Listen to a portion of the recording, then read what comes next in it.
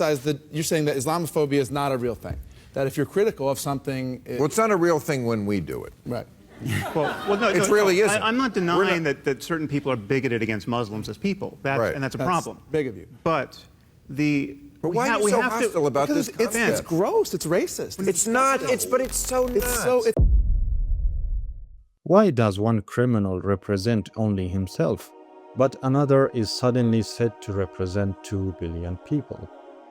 Why do we judge most ideas by their original teachings, but judge Islam by the actions of its worst followers? Imagine judging traffic laws by watching the worst drivers on the road. Someone runs a red light, another drives while drunk and causes a terrible accident. Would you immediately conclude that the traffic laws themselves are bad? Of course not. The first thing you would do is open the rule book. You would ask, did the driver follow the rules or break them? That seems obvious. Yet when it comes to Islam, many people do exactly the opposite. Instead of asking what Islam teaches, they look at the actions of certain Muslims and assume those actions define the religion itself. It was the report written following a rise of hatred, graffiti, vandalism and pigs' heads left at mosques. The Albanese government has fired a broadside at Pauline Hanson as it announced a crackdown on Islamophobia. The Prime Minister is finally responding to a special envoy report but refusing to accept a recommendation to change terrorism laws as new anti-Muslim comments surface from the One Nation leader. It would be unjust to judge Christianity by the crimes of some who claim to follow it.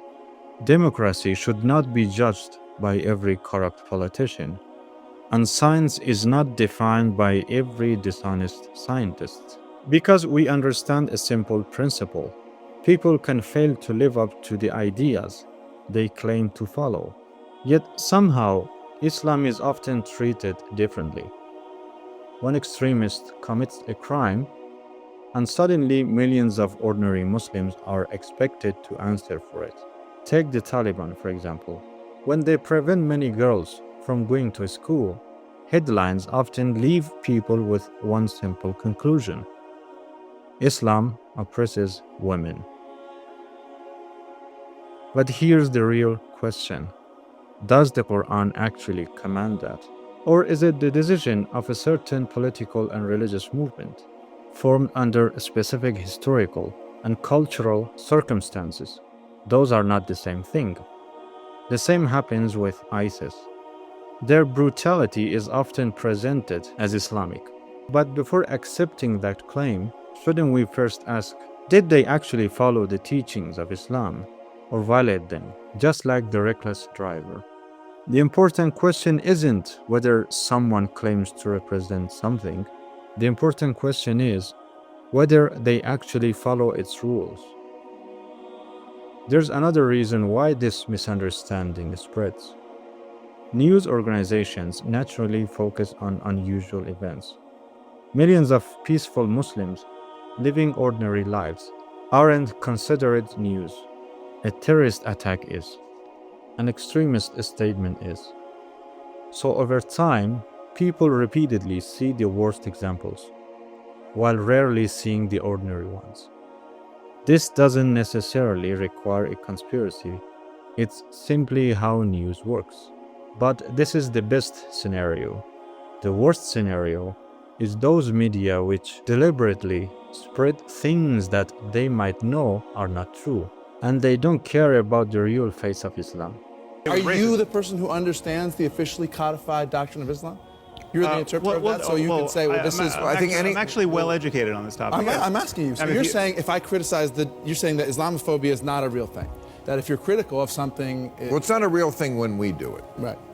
Well, no, it really isn't. I'm not denying that certain people are bigoted against Muslims as people, and that's a problem. Big of you. But But why are you so hostile about this? It's gross. It's racist. It's not.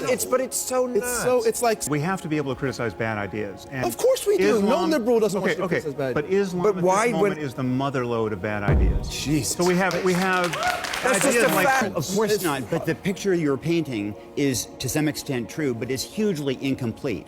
It is certainly true that plenty of fanatics and jihadis are Muslim, but the people who are standing up to them, Malala, incredible Muhammad Ali Dadak in Iran, in prison for 9 years for speaking up for Christians.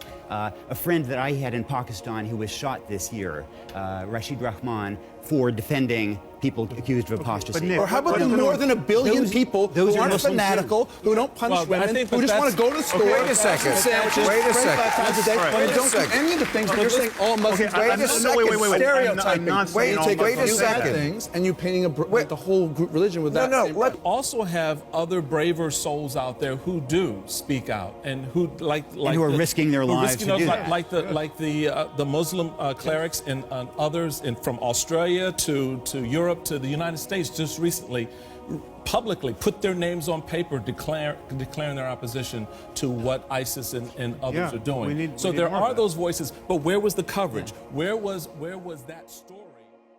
The result can shape public perception. When only the exceptions are constantly shown, people begin to mistake the exception for the rule. None of this means Muslims are perfect. They are not. Muslims commit crimes, make mistakes, sometimes even act against the teachings of their own religion. The question isn't whether Muslims are perfect. The question is, should any belief system be judged by those who break its own rules? In every religion, in every culture and nation, even among atheists, you'll find people who genuinely care about others. And you will also find people who don't. Muslims are not exception. So if fairness matters, a religion should be judged by its teachings, not by its worst followers, who fail to uphold those teachings or even violate them.